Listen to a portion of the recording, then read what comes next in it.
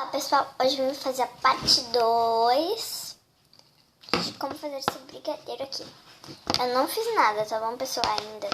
Agora eu vou botar mais 20 pra ficar certinho. Eu vou parar no 2 pra ver se tá bom. Queimou minha língua.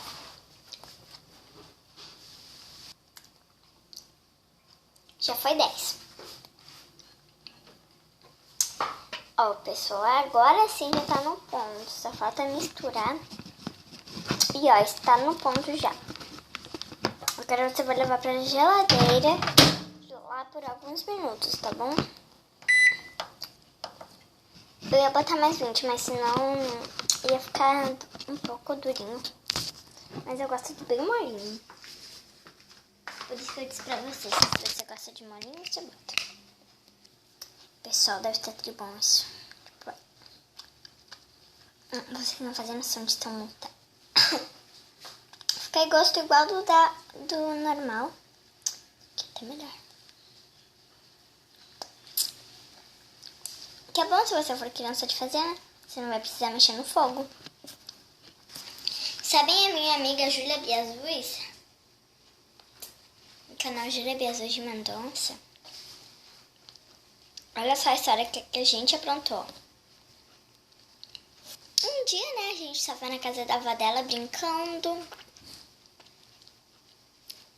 Aí ela saiu e a gente ficou lá. Mas a gente não ficou sozinha. Tinha gente lá em cima.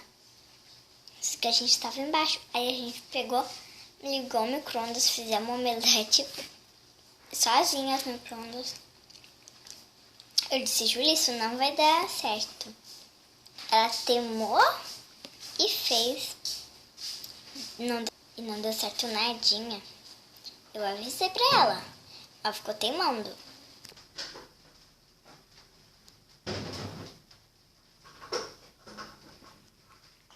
Percebi uma coisa, só tô fazendo pra me ensinar.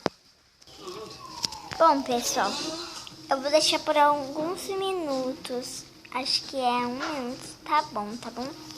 Tá bom. Bom, pessoal, tchau, tchau e até o próximo vídeo, que na parte 3 já vai ficar tudo, tá bom?